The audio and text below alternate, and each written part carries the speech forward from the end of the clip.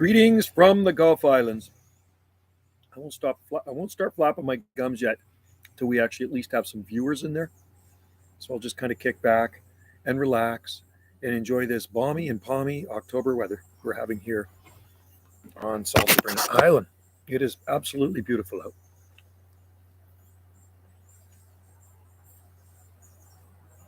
Well, immediately we get two watchers in there, and that's a good thing. So pop in and say hi. We just got back from the Pacific Rim last night, and it was an amazing place over there on the Pacific Rim. I'll tell you a little bit about it once we start getting into the stream here. I just finished watering the garden. Man, it's just like you go away for a few days, and man, everything dries out so fast here. It's just unbelievable. Plants that were looking good when I left were all wilted and not happy when I got back. So anyway, I started watering last night and I finished watering this morning.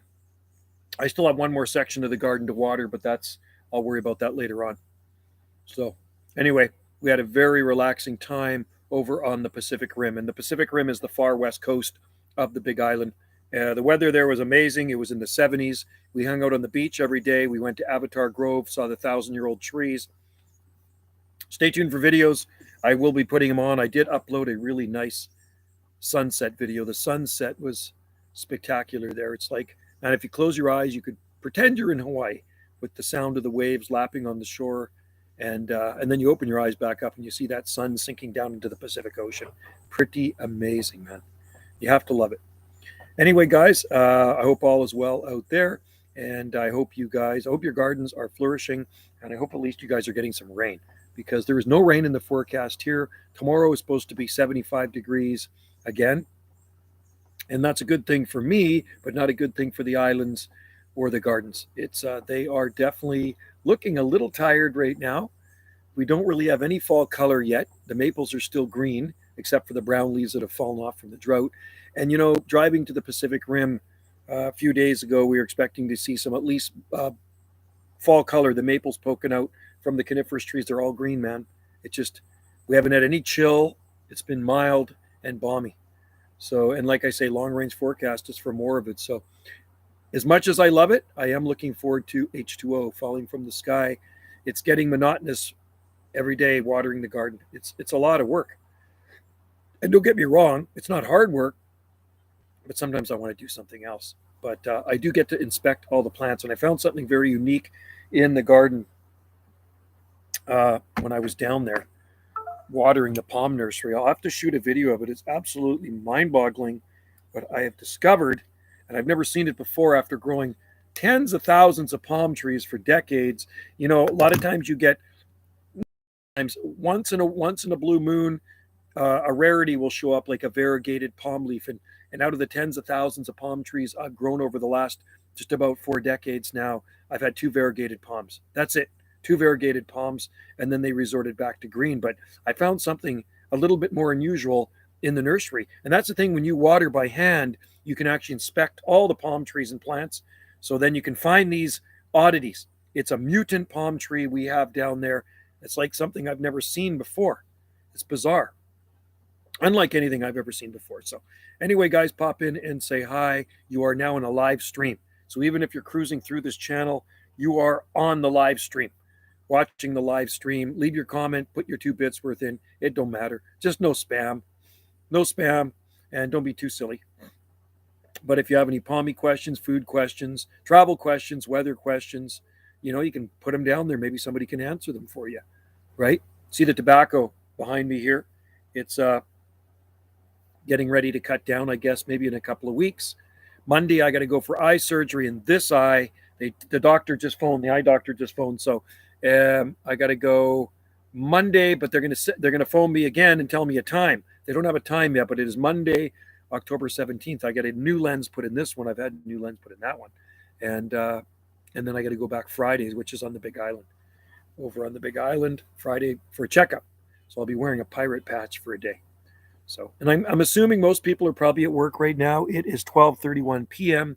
Pacific time here on the Southern Gulf Islands, right? So anyway, like I say, don't be shy. Come in and say hi. I'm going to go grab something to eat right now, and I'll let the stream roll.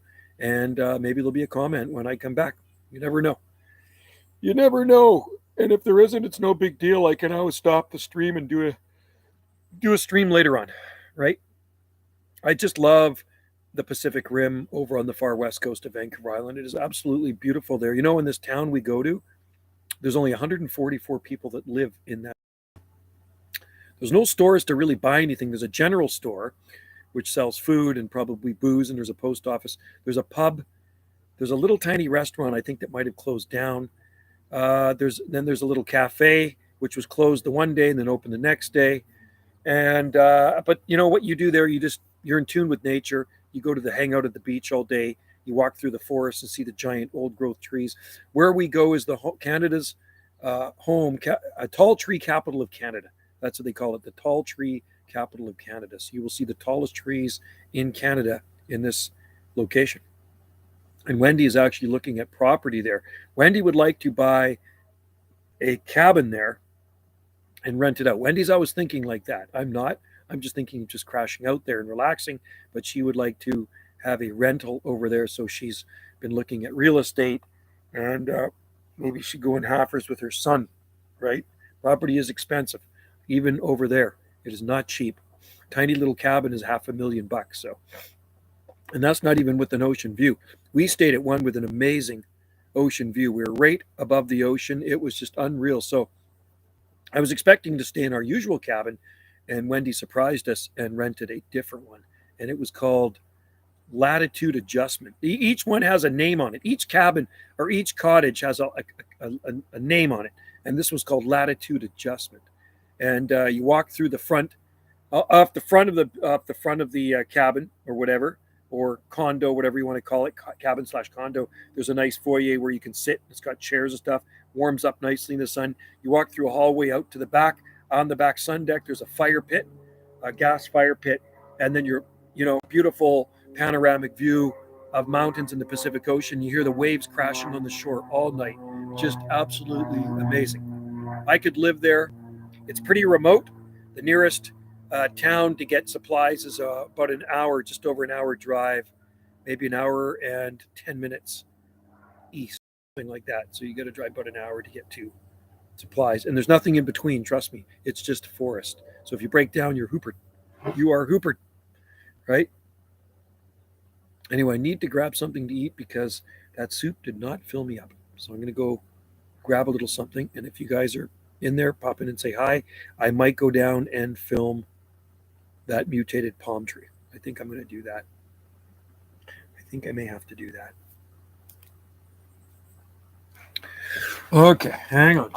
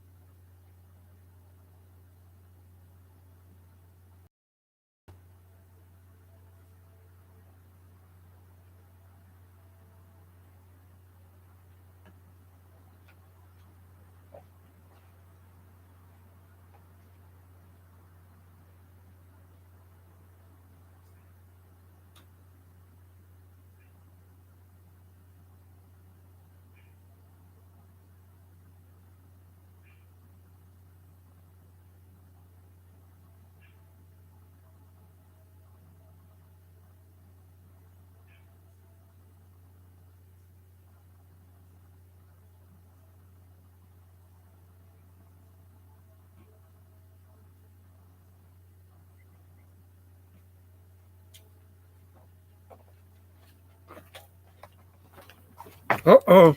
We got comments. How many species can be or have been bred with queens to make hybrids? That's a good question. I know of, there's Boutia crossed with it, and good celery. Jubea Boutia Siagris. I have Boutia Siagris. Which other ones are there? Help me here. I don't grow Phoenix sylvestris, but we do grow Phoenix canariensis. We have quite a few of them. One smaller one in the ground, which actually survived last winter, which surprised me because it was cold in late December, and I put a bucket on it. I flipped over a nursery bucket, and it made it. I got videos of it here. But we have Phoenix canariensis in pots, but we don't have any Phoenix sylvestris. And I like Phoenix sylvestris. And I should have taken Phoenix sylvestris seeds when I was in Hawaii, because there's lots of Phoenix sylvestris that grow all over Maui and all over Oahu. Every time I walk to Honolulu, there's Phoenix sylvestris. There's some beautiful ones. I think it's Seaside Avenue off of Kuhio, between Kuhio and Kalakaua, right in front of the post office. There's tons of Phoenix sylvestris. They do really well in Hawaii. Hello, H. Huss. Good to see you in there. I'm eating celery. Healthy snack. You know, we did a 12-pound chicken for Thanksgiving, and we had it over in the Pacific Rim. We just got back last night. We were away for a few days, and it was beautiful. Actually, it wasn't even a few days, only a couple of days, but it was beautiful over there. We hung out on the beach, went to the forest, and saw something very strange. So Wendy's son and daughter came with us, Krista and Mitchell. And anyway, we are walking through the lower part of Avatar Grove. These are where these 1,000-year-old trees grow. And they said, hey, Joe. Wendy goes, hey, Joe, this looks like a footprint here. Because I'm panning around looking through the forest. And sure enough, there's actually one footprint. One footprint. I don't know what it is, though. If it's a bear, I shot a video of it. You can check it out here. Will Salt Spring be tourist heavy during the winter? No. But there are tourists here. They never leave. There's always tourists on Salt Spring Island, but never tourist heavy in the winter. The population in the winter probably goes back down to 11,000. And in the summertime, it goes to 30,000. It's so busy here. Where we are, not. Because Salt Spring Island's pretty big. So I'm talking like Ganges, the town, the village. We live 11 kilometers north of the village. And where we are, it is quiet all the time. When the lights go out, it's pitch black and there's no noise. It's kind of like where we were in Port Renfrew. Is Salt Spring Island bigger than Toronto? I don't know how big Toronto is. I've never been there, and it's a long way. It's like isn't it like a 5.5 hour flight east of here? I can go to Hawaii for the same time I can fly to Toronto. So Salt Spring Island, 16.7 miles long. To give you an idea how big it is, 16.7 miles in length. That's how big Salt Spring is. So pretty good size. Where we were on the Pacific Rim, on the far west coast, and you can see the sunset video I shot. The sunsets there are spectacular. They really remind me a lot of Hawaii because the sun just kind of drops down into the ocean. Here we have too many islands around us, so you don't really see the sun drop down into the ocean. You see it go behind another island, but out there it's open Pacific Ocean between there and Japan, and you just see that ball of fire just sink right down. Toronto is 34. Oh, is it? Oh, you were kidding. 34 miles long. Yeah. I've never been to Toronto. I've never been anywhere back east. I've been to Edmonton twice in the summertime. It's the only time I ever want to be there. In the summertime, back in the late, I'm going to say 1990s. Maybe I was there in 2001 or 2000, and that was it. Just to visit when I was with my ex. Her relatives lived right across from that big mall, which just has two of everything in it. And I don't really like malls. Yeah, I've always wanted to go to San Francisco. Because, and it's not that far south of us. We can get there. We can fly to San Francisco in probably 2 hours or less than 2 hours. But San Francisco, they grow lots of good stuff. So I've always wanted to see San Francisco. We've had lots of people from San Francisco stay at our B&B here. We've had people this year stay here from San Francisco, and they're actually looking to buy property on Salt Spring Island. They liked it up here. So, yeah, we did have actually one couple I know for sure from San Francisco stay here, when lots of other Americans from different states, right?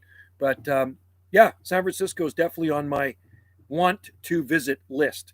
And I'd like to do a road trip with Wendy sometime down the Oregon coast. And if we went a little farther, well, we can go to Northern California. I've driven down into Northern California on the coast. I've driven all the way down through Mexico, but on the coast, you can drive right down to San Francisco easily on Highway 1 and see all the palmy plants. San Francisco has an amazing climate. They grow lots of good things. Yeah, Northern California is beautiful. I love it. And the redwoods actually start at Brookings, Oregon. That's where I noticed the redwoods growing. That's where they actually started. I saw wild ones growing, and that's the big giant, the sequoia. And they go right down into Northern California, the big, tall trees. We have some here. We have some big ones on our property. I planted years ago. We have 3 redwoods. We have the Chinese one, which is the metasequoia, but we have the Sequoia dendron giganteum, and then we have the Sequoia sempervirens, the coast redwoods. We have the blue one, which is Aptos blue. You don't see that much. And then we have the green one, and I have them growing side by side, but far enough apart they're not smothering each other. And when I planted those 3 decades ago as little saplings, they are freaking huge trees now. They're big trees. Yeah. Ever seen? Yes, I have. Iophorbe, the bottle palm. I've seen them lots in Hawaii. I've got lots of videos in there. That's the bottle palm, right? Or Iophorbe long. It starts with an L. I'm trying to think of the other part of the Latin name. I know it's right on the tip of my tongue. You know it. Do you know the one I'm talking about? Iophorbe starts with an L. The part of the Latin name, Leo. Is it? No. Oh. Anyway, I think it starts with an L. Look that one up and correct me if I'm wrong. But yeah, I like Iophorbe. They are a nice tropical palm, and they do grow lots on the Hawaiian Islands. So I always admire them, especially when we go to the Io Valley. Is it the Io Valley? Is that? I'm pronouncing that wrong again too. See? So now my memory is going my short term. Eau Valley. That's where they grow. There's some really nice ones there. That's it. Yeah. Laginicalis. Yeah, that's the one right there. Those are the ones I see growing lots on Maui. I wish we could grow them here. So, yeah, we are limited because we're that far north, and we are on the west coast of Canada. So, Trachycarpus grows good here. Fortunae wagnerianus, Manipure, Camarops humilis, Sable minor, needle palm. I'm saying Jubea is definitely short-term here because it got wiped out. Maybe it wouldn't have got wiped out is up on our upper garden, but in the lower garden, it got wiped out. Oh, you want to get some seeds? Oh, yeah. Cool. Yeah, I mean, if I could grow them outside, I would, but I'm not going to grow them inside because we're not really big on houseplants. We have some houseplants, but we're not really big on a lot of houseplants just because they take maybe more care, more fuss.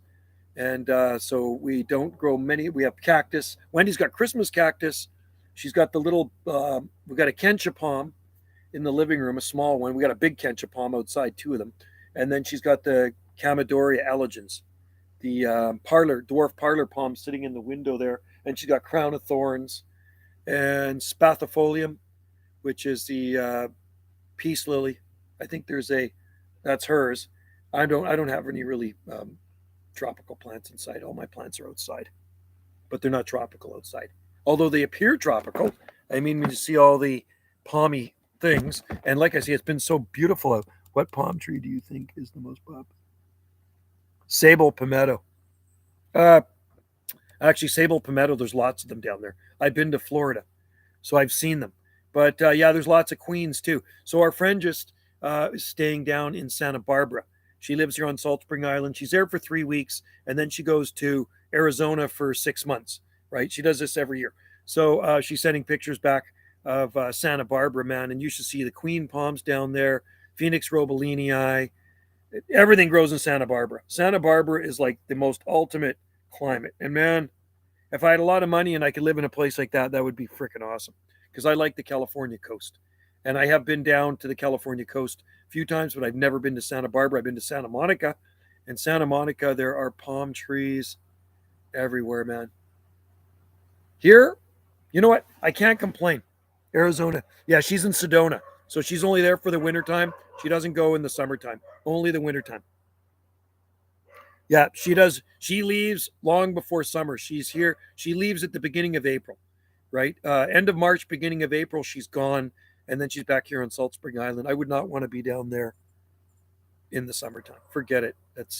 I don't like that heat, man. It's gross. You can't, to me, extreme heat is as bad as bitter cold. You can't function in either, right? It's just hard to function when it's 112 or 13 degrees Fahrenheit outside, or maybe even 120, whatever it gets to down there. But anyway, she is in Sedona, which is higher elevation and a little cooler up there, but still gets hot in the summertime. She likes Sedona. And it looks beautiful down there. Never been. Wendy's been to Arizona lots because her mom used to have a place down there and she would stay down there for 6 months. And then she sold it. She had a place in Palm Desert before that. So she'd go Palm Desert, then she got rid of that and went and bought in Arizona. Is it mandatory to have proper ventilation? How do you mean? Like we have vents under the soffitting. There's vents in the soffitting. And I mean, just windows. We just have windows here. That's it. We want ventilation. We just open up the windows. So, yeah, no, there's no roof vents or anything like that. Don't really need them on Salt Spring Island. No. Yeah, we have fans. Fans going every single day, all summer long, just to get to sleep because it's been so warm. Can you get paper to root? Can you get paper to root? You can get paper to root. we don't have the humidity here. That's the thing. The humidity here is low, Kenny, and I know it does get humid in the Bayou State for sure. Greetings from the UK, Stephen Bird. Good to see you in there. It's funny, my ex used to go out with a guy named Stephen Bird. Isn't that wild? But he lives south of Vancouver. Maybe the same Steve, and you moved to UK. Yeah, so we have fans. We have ceiling fan in the living room, and then we have fans, just oscillating fans in the bedrooms because we don't have air conditioning here. Some people have air conditioning or heat pumps or heat exchange, so it takes the warm air outside and it kind of cools it in the summertime. But just to get to sleep at night, we have the fan going all night long because it has been very warm. You know, we were sitting on the beach yesterday morning, and it was warm. It was so warm over in the Pacific Rim, and it's usually a little cooler at this time of the year, but man, it was nice. It was like summer. The sand on the beach was warm. It is a massive beach. It is a huge sandy beach, and you'll see my videos. I would think most are retired. Yes, they are about 60%, and I'm one of them. I am retired, so I am one of the retirees here. So about over 60% of the island is retired, and a third of the population are American. So lots of Americans here. You see lots of U.S. plates running around on Salt Spring, even in the wintertime, because they have houses here, right? And a lot of them actually are seasonal too because they escape Arizona and Southern California or whatever, and they come up here to cool off in the summertime because it's just so hot down there. And well, Arizona's hot and dry. I know Louisiana is hot and humid, and I talk to Louisiana a lot on my radio. On my two-way radio, I talk to Louisiana all the time. And it does get humid and stinking hot down there. But lots of cool stuff grows in Louisiana. They got the cool swamps. They got those awesome bald cypress trees, which we actually have growing down in our pond down there. Doing it prior to it, I was in Canada, but didn't. Oh yeah, interesting. Well, we have University of British Columbia, UBC in Vancouver, right? That's right near the ocean on the bluffs. University of British Columbia is a big university. I don't know if I'd want to go to a university in back east. Too cold for me, man. I don't like cold. As I get older, I hate cold even more. And I mean, our winters are cold enough, but they're not like anything back east or east of here. These are the mildest winters you're ever going to get in Canada or anywhere near the ocean. But the farther you get away from the ocean, it sucks. Are they good? Yes, I think they are. Yeah, I remember the UBC engineering students, they used to pull these pranks. And I remember one time drove by the bridge, a big bridge in Vancouver, and there was a Volkswagen Beetle hanging from the bridge, a Volkswagen, a VW Bug hanging from the bridge. So every year the engineering students at UBC would pull these pranks and they'd pull it off without anybody ever seeing them do it. And how they got that Volkswagen Bug hanging from the bridge is beyond me, because they had to get it over the railing and then suspended on these big cables or ropes. It was just like blew me away. Some of the stuff they've done, the UBC engineering, is just mind boggling, right? Pretty brilliant to think up stuff like that and not get caught. So they'd have to do it in the middle of the wee hours of the morning or the night, and they'd have to plan it all out, right?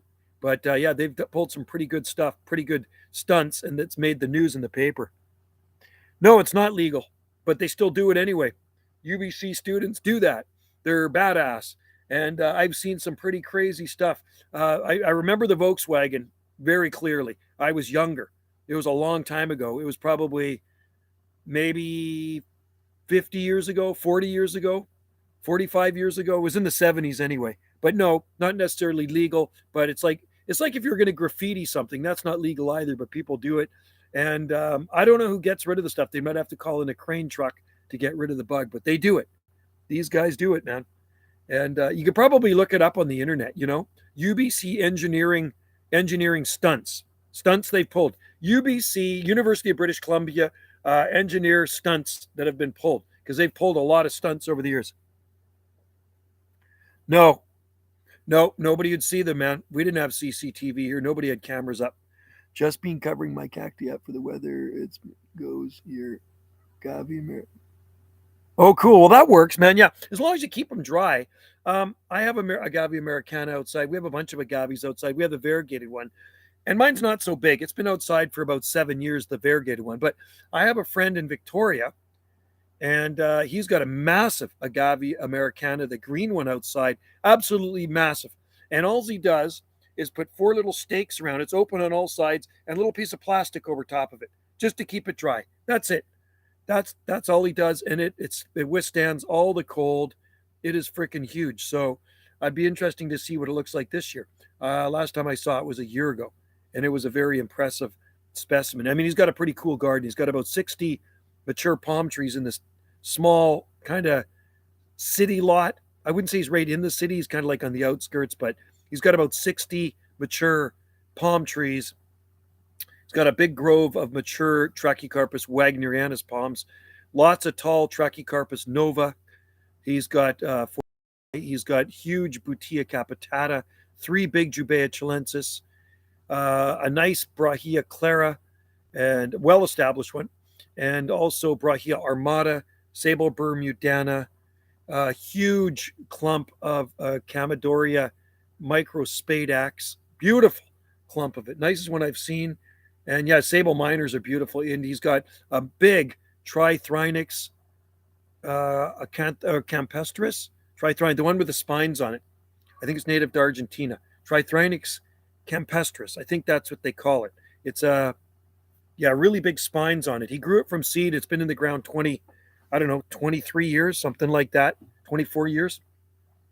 You can see videos. I do have videos on it. He's got beautiful Trachycarpus manipiers, or not manipiers. He's got that too. Princeps. He's got the most beautiful Trachycarpus princeps in his garden. He's got, I think, 3 or 4 of them, and they have kind of the silver kind of tinge to them. They're just amazing. He does have a garden to die for. I think he's been gardening there since 1984, so they're very well established. But I did hear his place is for sale, which is kind of crazy. I mean, we were planning on moving to Costa Rica last year, but we couldn't because of the mandates and this and that. So it looks like we're here for a bit. But Wendy is looking over on the Pacific Rim.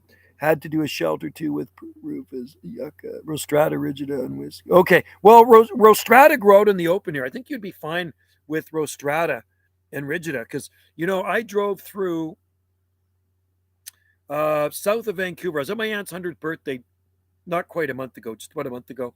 It's just about a month ago.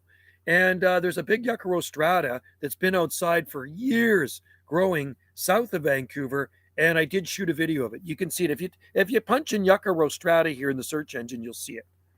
think I've ever seen you do a Sago video. Do you have?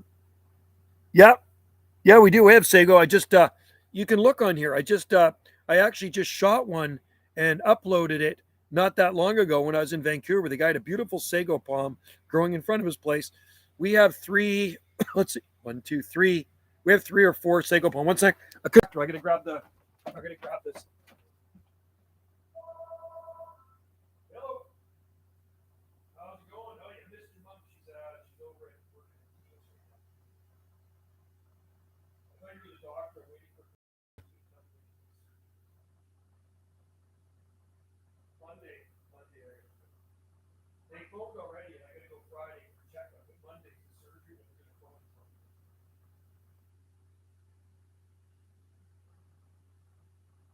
Yeah, I'll get a lens to my right eye.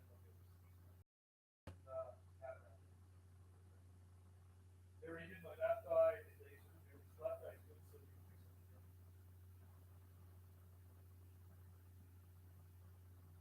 so I know it's crazy. The surgery only takes like 20 minutes. That's it. Fast, super fast. So, yeah, that was awesome, man. That was so good. I want to do it again. Yeah, Wendy's looking at cottages there. Yeah. There's one for 400. I think 19 cost. Not bad. It's a nice one too. So it's not on the ocean side. The ocean side's more, but this one's in like near the one we have before. But it's just bad. Oh, not bad at all. I know. It's great. Yeah. Maybe something like that will work out. You never know. Yeah. Yeah. Sure. So I'll get Monkey.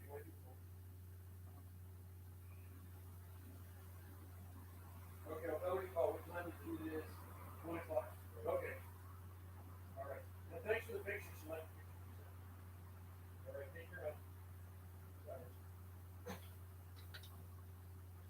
Okay. I thought it was the doctor. I'm waiting for a phone doctor to tell me my eye surgery schedule on Monday. I have to get surgery in this eye. Cut me open, put a new lens in.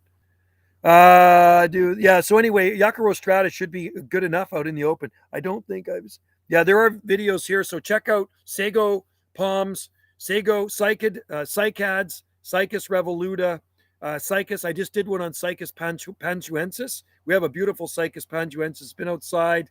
I'm going to say 7 years now. I'm kind of losing track of time. Maybe 7 years, 6.5 years. That's more of the rare cycad from Yunnan province and Sichuan in China. And it is a rare and I believe endangered in the wild. So we have one of those that did a really nice flush this year. So check it out on here. You just have to go to the search engine on Banana JSSI, and if you want to find something in particular, just put Sago Palm or Cycad, and because I use the tag words right, and it'll pop up.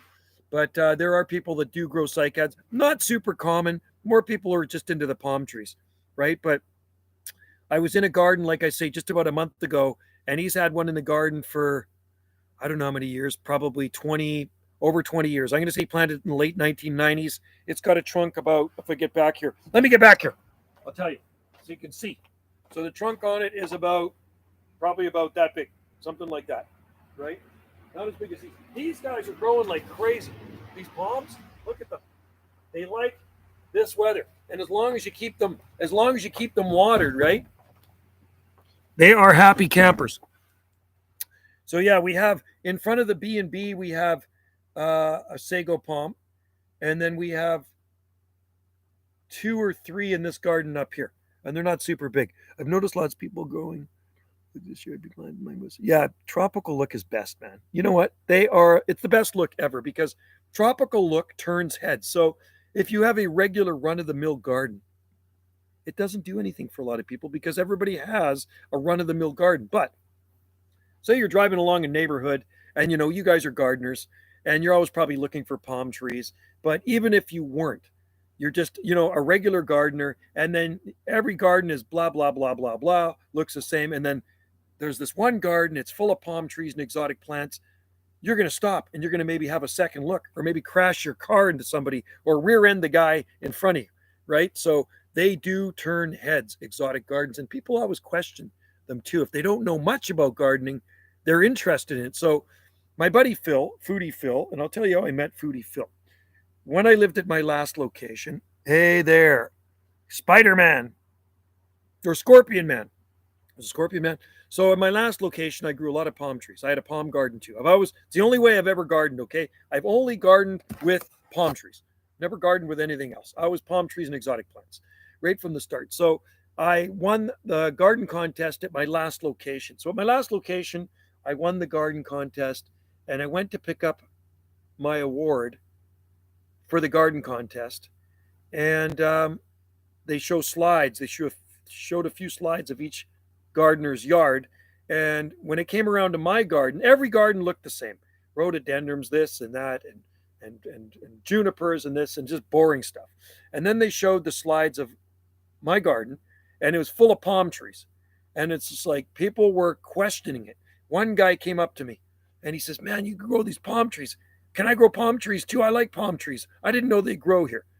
So that was in 1990. That was in the summer of 1990. So anyway, that's how I met Foodie Phil. He came up to me and then I said, "Come over and see our garden," because we had lots of palm trees in our garden. That's when I lived south of Vancouver on the mainland. And I got him into growing palm trees. So he's been growing palm trees ever since. And now his palm trees are tallest ones like 30 feet, two 30-footers in the front yard and a couple of 25-footers. He's got lots of palm trees in his garden. And he's in zone 8A, 8B, which is mind-boggling. These palms are thriving at his place, and they self-seed like stinking weeds.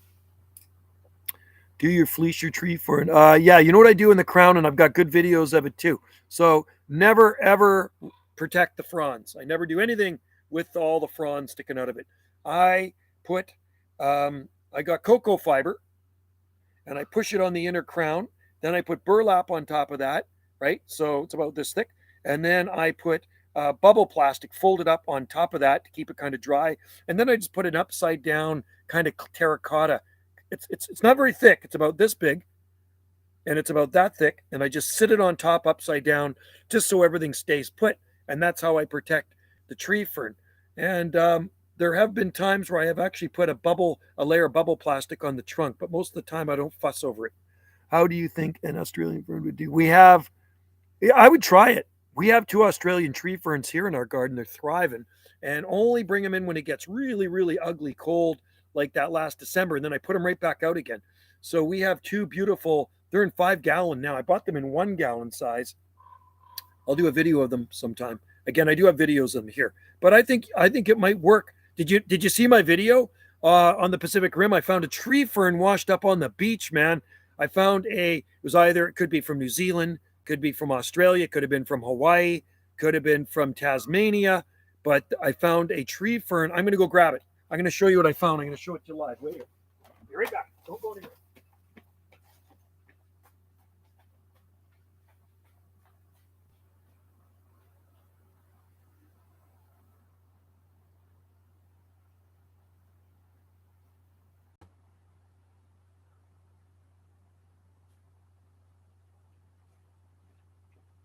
So I like the beach comb. The beaches on the West Coast, some crazy stuff can wash up because it's open Pacific Ocean. So, I'm on the beach and I'm looking down, and this one's got a few barnacles on it. It's probably been floating around in the ocean. You can see where the fronds were in here coming out, but look at that. That is a tree fern washed up on a West Coast beach. Isn't that crazy? And who knows where it came from? You can see the barnacles on it, and it was just sitting in the sand. Isn't that awesome? I wonder where its origin is. Where did it come from? Where do you think this thing floated in from? I mean, it could have come from the South Pacific. Maybe it came from another tropic. Maybe it came from Hawaii, because once in a while, sea turtles wash up on the West Coast beaches. You got to remember, it is open Pacific Ocean. There's nothing between there in Japan or Hawaii or anywhere else. It's just open ocean. So watch my sunset video I just uploaded, and you'll see how the sun just kind of drops down into the sea. It's absolutely beautiful. So you imagine if this thing started growing. Obviously not, because it's full of salt. It was soaked up the salt water, but what a shame, eh? Could you imagine if it was like a live tree fern? Cool. The coldest temperature, I'm going to tell you, in the last 30 years was 17.5 degrees Fahrenheit. That's the coldest temperature I've ever had here. 17.5. So -8 degrees Celsius. Tree ferns are crazy money to buy. Yeah, they're $20 a trunk inch here. So $20 a trunk inch. So we have 2 Tasmanian tree ferns, and we have 2 Australian tree ferns. The big Tasmanian tree fern I planted in April 1994 has 6 feet of trunk on it now. So it's a pretty big fern. It's nice, thick trunk on it, and it's got beautiful fronds. It's actually still pumping out fronds. I think it put out 24 fronds this year, something like that, right? I water it every single day. Every single day, I put the hose down the center of it and I soak the trunk, because the trunk on a tree fern is like a wick, right? It's like a wick, and you water it from the top, and then it soaks down through the tree fern. That'd be the coolest thing if I planted this and it grew with barnacles on it. Isn't that crazy? It's got West Coast barnacles on it. I can't wait to go back to the West Coast again. I love it. So we're on the inner South Coast here, and that's the far West Coast. So once we get off of our island, so we have 3 ferry systems on our island. We go around the backside. We're on the north end of the island. We just drive a short distance to a ferry terminal. It's a 20-minute sailing to the big island, and then we drive an hour and a half straight kind of south, straight across the island. Then you go kind of southwest to the Pacific Rim where we were, Port Renfrew. Have you tried to grow an umbrella palm before? Umbrella palm. They aren't actually real palms, but they are umbrella palm. Umbrella palm. Are you talking about Schefflera? A Schefflera, like a plant, umbrella plant, not a palm. Umbrella. I'm thinking, well, because we have an umbrella plant. We have 2 umbrella plants in our garden. I wonder what the Latin name of that is. Oh, those ones. Oh, yeah, they're kind of a ground. Yes, I have. They grow in water. That's the one native to, I think, Egypt or something like that. And they got kind of puffy on the top of it, right? They got a stalk, and they're kind of wispy, grassy on top of it. I've grown those before. Kahoo. I gotta grab the dog. He wants out. Oh, you are? Okay. I'm gonna grab the phone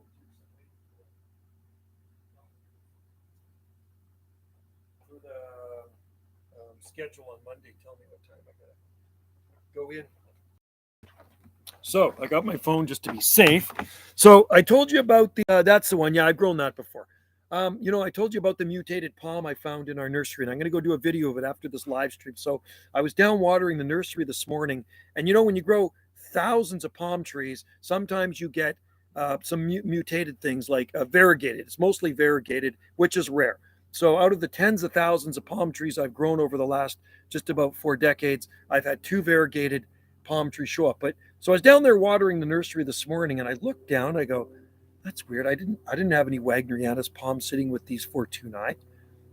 I said, that's really strange. And I look closer. So I look at this 2-gallon Fortunae, and it's a palm tree, a Trachycarpus Fortunae, with Fortunae fronds and a Wagnerianus frond. It has a pure Wagnerianus frond on a Fortunae palm. Go figure. So I'm going to go shoot a video of that so you can actually see what I'm talking about. It's like, I was blown away when I saw that. So I don't know if any other ones are going to come up, or is it just going to resort back to normal? Aloe, I did, and it froze. It froze. So the guy got it from, I planted one at the public pool last year, or just over a year ago. It died. And then I had one here in the garden. It maybe the soil wasn't well draining enough or something. I thought it was, and it packed it in. Maybe I should have covered it. So I did grow striatulus. I did grow it, and it didn't work here. And I do have videos of it too. I got videos of it here on this YouTube channel. So not hardy in this climate. Are you heading out? Yeah. Where are you going? An appointment. Look at you. You look all sporty. See you later. Kahoo, come here. Kahoo, come on. You're not going for a walk. So, anyway, it doesn't work here. But you know what? Agaves work here. Certain agaves. Our cactus patch looks pretty cool. It's thriving. And put it this way, it's survival of the fittest in our garden. So if you get a cold winter, it weeds out the wimpy plants, right? So it weeded out Jubea, which I was kind of surprised because the Butea cross-Siagris is fine beside it. And the date palm survives in the ground, and the Jubea packs it in. You know what I mean? You figure the Phoenix would be the first one to go, and then the mule palm, and then the Jubea. But the Jubea went before the Phoenix, and the mule palm. So anyway, I'm not going to try any more jubaeas unless somebody gives me one. I will never buy another jubaea. I grew that one from seed. Somebody apparently is going to give me a butia palm. I wasn't planning on trying anymore, but she says, Joe, I have a pindo palm for you, so I'll take it. Tried it in Etchium for the first time. Oh, I see those. I don't grow them here, but I see lots of those growing on the West Coast. So they grow them over in Tofino, Etchium. There are Etchiums over there for sure. Nice plants. They stay out all winter long. In Tofino, it's milder over there than here. What do you think of a Phoenix Sylvester zone? People say 8B. I'm going to say 9A. There's no way it's ever going to work here long term. I would say it'd probably work on the Oregon coast, but the problem is for mildness there, it never gets cold enough, but it's wet. So I don't know how a Phoenix Sylvestris will do cool, wet winters there. Not frosty, but cool, wet. I think it would probably work really good in South Carolina. I have a feeling, this Phoenix Sylvestris would work very good in South Carolina. So I would definitely try it for sure. But here, no, there's no long-term Phoenix where I live on this island. I think at Tofino, I heard his thing is still going. I heard his Phoenix is still going at my buddy, what's his name? Is it Bob? What the hell's his name? I forget his name now. But anyway, he's over in Tofino, and he's got a nice size Phoenix in his front yard, and I think that's still going from what I heard. It's milder over there, though. It's 255 kilometers northwest of here on the open Pacific Ocean. And when you're on the open Pacific Ocean, it makes a difference. They're at 49 degrees north latitude, right on the ocean. I'm going to roll in here in 8B, probably almost 6 feet. Wow. Probably almost. That's cool. Good for you. I like them. I love the looks of Phoenix Sylvestris. They are absolutely beautiful palm trees, especially when they get gigantic. I would love to see gigantic date palms around here. You get these people that grow this and that, and they're growing washies. You know what? If they worked here long term, you would see them all over the place. And I tell these people, a lot of newbies that get into palm growing, and they start planting Washingtonias, and they start planting date palms. If they really worked here, you would see mature ones growing in the landscape, and you don't, so they don't work here. You know what I mean? You see Trachycarpus palms everywhere. They work here. They got a proven track record, but everything else needs to be treated as experimental. So when you plant a date palm here, and I see people do it, you're asking for disappointment when you get a cold snap and it freezes to death. I'm thinking about trying a dactyl. Yeah, I think that would work where you are too. You could grow them from seed. I think you should try it. I hear somebody here. Maybe it's the mailman. Phone, could be the doctor. It is. Hello, Magnolia Pedal Accommodation. It's Joe. Awesome. Yeah, they phoned me this morning, and I confirmed it is on the 17th, my eye surgery, so now I just need the time, right? Cool. Oh, 12 o'clock. Okay, that gives me lots of time. That's awesome. That's on Gibbons Road, right? Yeah. It's the last place I had my other eye surgery done.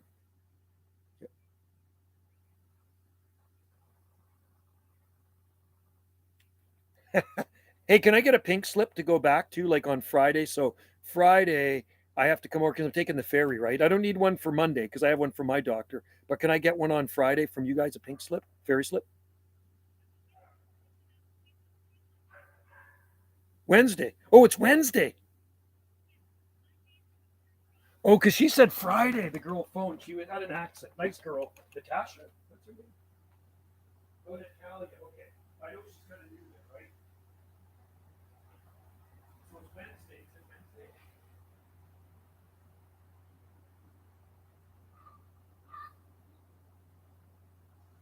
Okay, Wednesday, what time?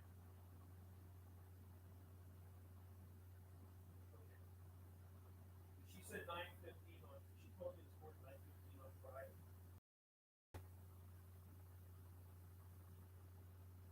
Okay, that's cool. Yeah, no problem.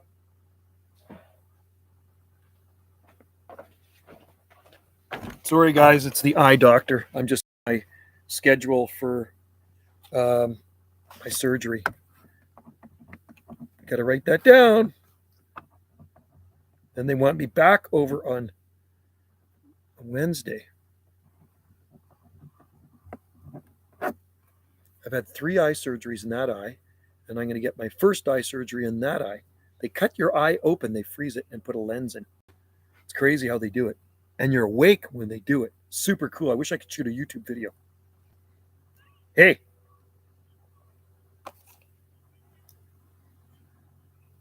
Yeah.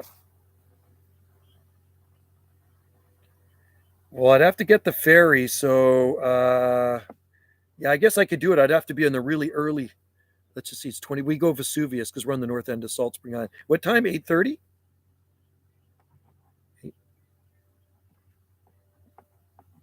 8:35. Okay, so 8:35. Okay, so Wednesday 8:35. So I'll have to be on the early ferry, like the 7 something. I'll just have to go to A&W on the way there. You like A&W? I like A&W. I had a matzo burger yesterday. We were in Port Renfrew, and I came back. And we stopped at the one in Lake Couch, and you got to try the matzo burger, man. They're good. Yeah, they had mushrooms in it too. It had matzo and mushrooms. See, now I'm getting hungry. Oh, awesome! You need a matzo burger. 2 matzo burgers with dill pickles in it. There you go. Okay, so 8:35, and so I can get a pink slip coming back for you from you guys on that day, right? Cool.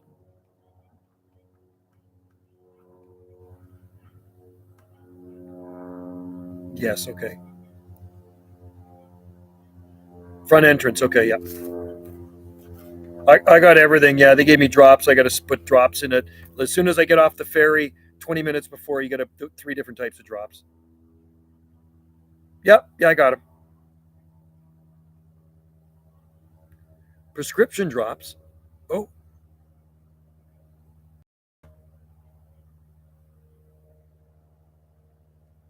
Oh, I'm supposed to pick them up. I didn't get that. I didn't really see that one.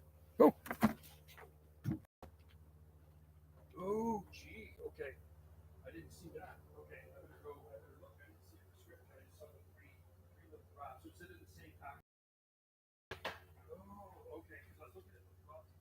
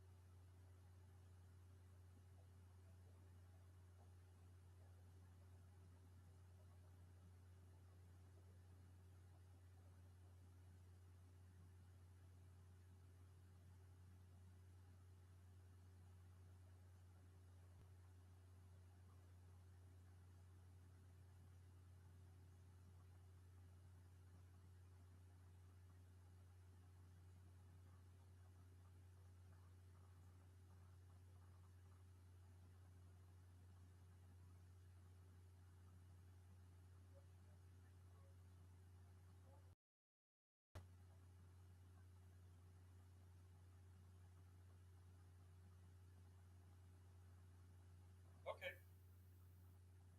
Oh, for a week. Oh, actually. Oh, okay. Oh, I see. So because I take him after the surgery too. Right. Right.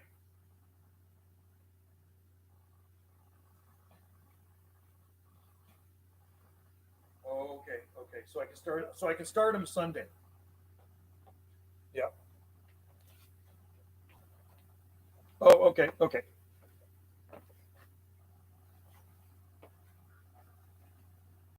Yeah. Yeah.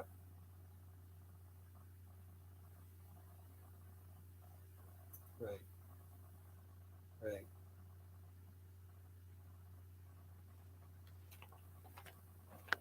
Okay. On the surgery. Okay. So the other drops, I'm gonna put it in the morning, right on the way there. Okay. So start on Sunday. I just put that right back down. And then surgery. Breakfast. Right. That's the one. That's the prescription drug, right? Breakfast. Okay. And then lunch. Well, not lunch.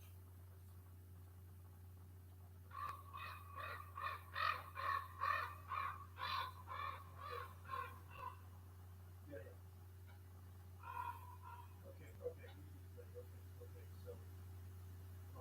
one drop. Was it one drop? Okay. All right. Yeah.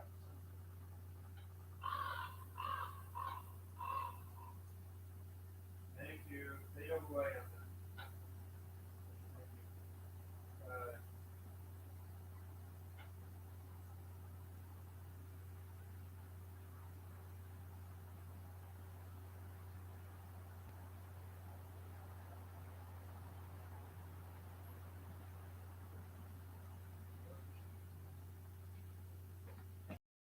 Come here. Sorry, guys. I was a nurse at the eye doctor place, so I have to go pick up a prescription now. I got to start them on Sunday. I don't know if you guys have ever had eye surgery, but I've had 3 in this one and this one. So what they do, I got to put drops in starting Sunday, and 20 minutes before I get there. So right when I get off the ferry, I have to put 3 different types of drops in, and it starts numbing the eye. Then when I get there, they put more drops in. Then it freezes your eyeball. Then they put lid lock on you. They stretch this crap over your face. You go wheeled in on a gurney, and then they cut your eye open. They cut your lens open. You're awake when they're doing it. You can kind of see it, what's going on. And then they put a little vacuum in there, and they suck your old lens out. And then they pop a new lens in, and then you're out of there. It takes about 20 minutes, something like that. It's quick.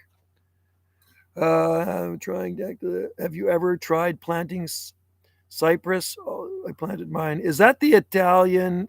That's not Italian cypress, because we grow Italian cypress. I have one. I grew a bunch of them from seed. Somebody brought me some back from the French Riviera, the seeds, and I should have kept more, but I gave them to people, and I kept one. And so we have one Italian cypress in our yard, and they're common here. Lots of people grow Italian cypress. Tried quite a few new plants this year. Stephen, experiment. I've tried colocasia. Oh, colocasia is nice. Mulch over the winter time. Yeah, you can get by with a lot of plants if you give them a good winter mulch, right? That's the key. Winter mulch. And I don't know if your ground freezes. The ground doesn't freeze here. And our pump house isn't even insulated. So we're on a well, and we have a pump house. There's no insulation in the pump house. And what I do is I just put some bubble plastic wrapped around the pipes. That's it. We have a tank, and there's a 1,200 gallon water tank in that pump house. So it pumps from the deep well, 200-foot deep well, into a 1,200 gallon storage tank. Then there's another pump on the ground in the pump house, and then there's a pipe under the ground, and it pumps it into the house, right? Plants that grow. Oh, I'm talking about plants that grow in water. We have, cypress. Yeah. What we have, what grows in water here, we have Sarracenia, the carnivorous plant. We have bald cypress, Taxodium, we've had for years. We have yellow flag water irises growing down in our pond. And I think Wendy's got a gunnera. She might still have a gunnera. I'm not too sure. I've had big ones before, but it flooded over, and the deer used to eat it all the time, and it flooded over the pond down there years ago. Where I used to live, I had massive gunnera manicotta, which is a cool one, but they don't really grow in the water. They kind of grow beside the water, and their roots get into the water. So it looks like I got to go and pick up a prescription tomorrow. Dang. Eye surgery is a pain in the butt. I used to have 20/20 vision, and now my eyes are just freaking messed up. That's why I wear sunglasses a lot. Sun's not in my eyes right now, but it does bother me. Really does. So anyway, I'm looking forward to getting rid of the cataract there. This cataract's starting to form. So when I cover that eye, things are kind of blurry with that eye. Messed up. You guys can hear the ravens out there? There's lots of ravens. Anyway, I'm going to get down there in a bit, and I'm going to shoot a video of this mutated Trachycarpus palm tree. I've never seen anything like it. The frond is 100% Wagnerianus.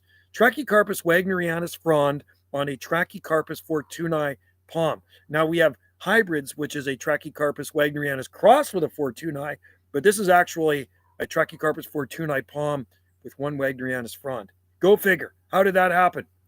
Yeah, I have absolutely horrible vision. Oh, really? Is that right? You got horrible vision? Well, you can go for laser. So I'll tell you what, in the spring of 2012, I woke up one morning and I couldn't see out of that eye. So I went to the doctor. And he says, we got to get you to the eye specialist right away. I had a detached retina. So within a day, I was in getting major surgery. I was out for an hour. They put the retina back together. And then it started to get a cataract in the eye. So then a few years ago, I went for a new lens. So I went for surgery. They put a new lens in this eye. And then I guess it was in the spring or maybe last winter, late winter. So early 2022, it started getting kind of foggy again. And then there was a fog. It wasn't a cataract. There was kind of a fog that kind of formed what they thought was under the lens. But when I went for my checkup, they said it was over the lens. So then I went in the summertime in August, I went for laser surgery where they do hit you with the laser. And I could see perfectly out of that eye once they did the laser. So laser works good. Now, this guy has never had anything done to it. I've had laser a long time ago. But anyway, now it's got a cataract in it, forming, starting. So they're going to cut, like I say, cut it out and put a new lens. My eye's already measured up for the lens. They got it ready. And I just have to go in for the surgery. That's it. So, yeah, well, I'm going to go shoot a video of that. When after this live stream, I will go down there and I will shoot a video of it and I will upload it right away. And you guys can leave comments and tell me what you think. I should actually bring a Wagnerianus palm down there with me so you can see. Well, you guys know what a Wagnerianus frond looks like. This is a Wagnerianus frond. It's just like, what the hell is it doing on a Trachycarpus fortunei? I'm sure I've tried queen palms. Yeah, they're useless here. Absolutely useless. I've tried Cyagus romans ophiana. I've grown them from seed and silver queen. No good. I had a big queen palm, trunk on it about like that. And this trunk on it was about that thick. And it was probably, the whole palm was probably about 7-8 feet tall, something like that. And it was no good. They're just absolutely useless. So I don't waste my time with them here as much as I love them. They will grow in Charleston, South Carolina, no doubt about it, right? But not here. They grow in Brookings, Oregon. I've seen them in Brookings, Oregon. A little bit of a slight breeze. It kind of almost feels cool right now. So anyway, Brookings, Oregon, I've seen queen palms. Not a problem. Fully hardy. There's king palms there too. I'm sighting out. Take care. Good. Okay. Take care, Stephen. Thanks for joining in, man. Nice chatting with you. Join in. Anytime we do a live stream, pop in and leave your 2 bits worth, because there's always people that learn from the rest of you as well, right? We're all learning. So, yeah, queen palm I'm not going to bother with anymore. I'll stick with sable minor, needle palm, Rhipidophyllum hystrix. You know which is a hardy palm you should try is Chamaedorea radicalis. Chamaedorea radicalis is a very hardy palm tree. I've had it in the ground for going on 26 years now.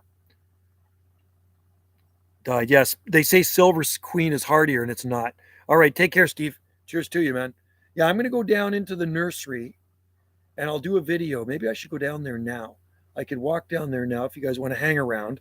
I could do a video. I could upload it, and then after this live stream, I'll put it on because it is interesting. I was actually kind of blown away. Like I'm always blown away when I see a variegated palm, and it's only happened twice.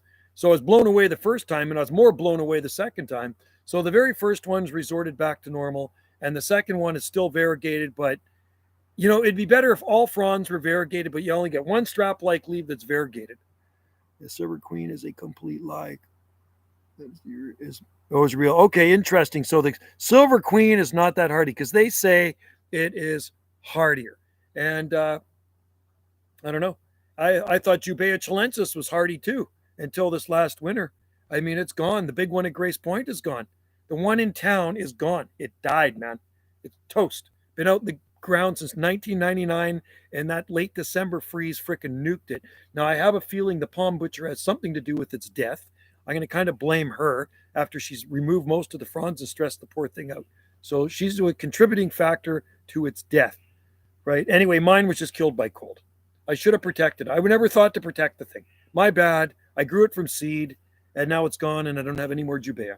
So, and they're too expensive to buy. I'm not going to waste a lot of money on a palm tree that has a chance of dying, right? So, like I say, Trachycarpus fortunei, look at these things. They're happy. They're happy freaking campers. Go over here. I'll move this here. Hey, Cow, what are you doing, buddy? Look at that. They're just thriving, these palms. And you know, there is a hybrid in here. wonder how far this thing will stretch without pulling the plug out. There's the babies down there. Can you see them? I planted a whole little mini grove of them. There's a tree fern right there too. See the Tasmanian tree fern in the corner? Right there, Tasmanian tree fern. So there is a hybrid palm in here. Look at that one. See that hybrid? Right here. Beautiful hybrid growing in this palm grove. There's a waggy down there too. So look at the fronds on that waggy. See that waggy? There's a waggy right there. So that's pure Trachycarpus wagnerianus. Another avocado. Avocado. So when we eat avocados, I always push the seeds in the garden so they come up everywhere. And sometimes those avocados will make it through a couple of winters. But if it's a bad winter, they're toast. Hello, Michael. Hello from Poland. I hope your palm trees have arrived, but I'm guessing not, because it takes a long time to get mail to Poland from Salt Spring Island. Anyway, they're in the mail, Michael, so be patient. And I did wrap them very well with lots of moisture on those palm trees' roots. So I put extra moisture in the paper towels and wrapped it really good with the saran wrap, right? So yeah, they'll get there. Don't worry. I know it takes forever to get to Europe. Ever since the crazy stuff that's gone on in the world, things have taken longer in the mail department. Massive and thriving. Yeah, they're doing really well. You think Chilensis would do well? Yes, because I know somebody in Charleston that grew Jubea chilensis. Yes, Tamar Myers, that was the editor of Palm Quarterly magazine, lived in South Carolina, and she used to post pictures of her Jubea chilensis that did very well. And I don't know if it's still there, but it was, it had a pretty good sized trunk on it. It wasn't gigantic, but it was growing. Hey, Captain. Here you go. Anyway, I'm going to head down there shortly. I'm not going to be too long. And then I'm going to go down and check out the Swampsonii. Anyway, Michael, please let me know when the palms arrive to Poland. Michael, as in Poland, say hi to Michael, everybody. And he does get a lot of palm trees from me on Salt Spring Island. And he does have some Swampsonii palms on their way to. It's interesting that these palms that I grow here, I call them the Swampsonii. I mean, that's the name I made up just because it's so freaking wet down there all the time. They're going to be in Poland. I think that's pretty exciting. There's Salt Spring Island palms on the other side of the world in Poland, right? So I know Michael knows what he's doing. So if anybody's going to grow palm trees well in Poland, it's going to be Michael. There was another couple of people in here before from Poland too, and I forget their names. Is it possible to ship to the U.S.? No, I can't anymore because the last times I've shipped to the U.S., they were confiscated at customs, which is a real drag. Most of my customers were in the United States, and I've shipped to all the states in the U.S. except Hawaii. I haven't shipped to Hawaii, but it's what a shame, eh? Isn't that awful? So I can't ship to the U.S. anymore. I wish I could. But if you come here to visit, you can get some palms from me and sneak them back because one of the YouTubers in here, Benito Tropics from south of Seattle near Tacoma, he came up and stayed with us, him and his wife, really nice guy.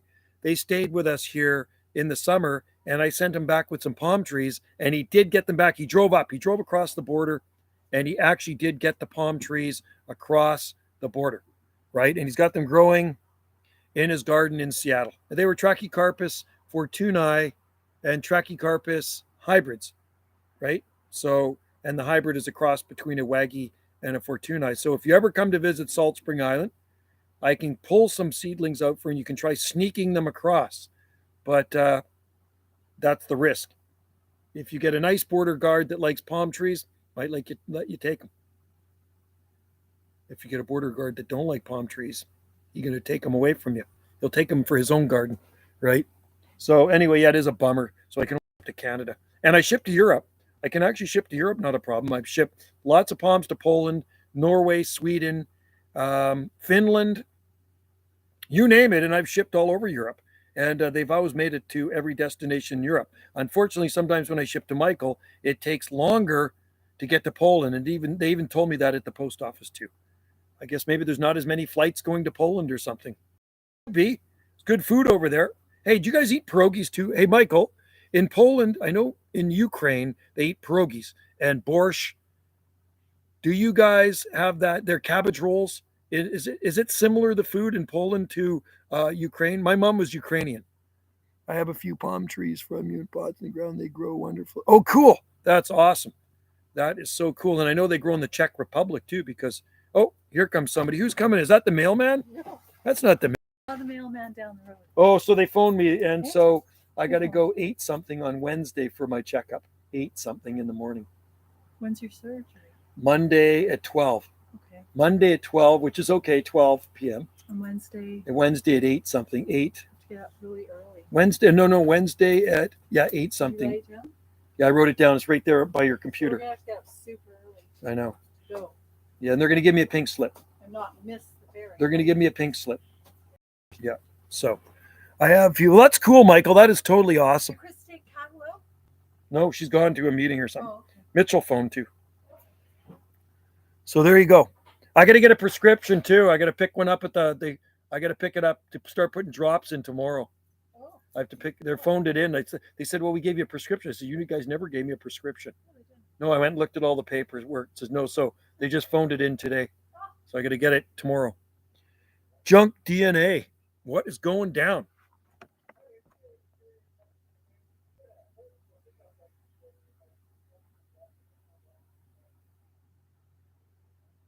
Wendy's got a package to pick up. So we're away, and FedEx, I think it was FedEx or Purelight or Courier came here twice. We weren't here. So now we have to go off island to pick the frickin' package up.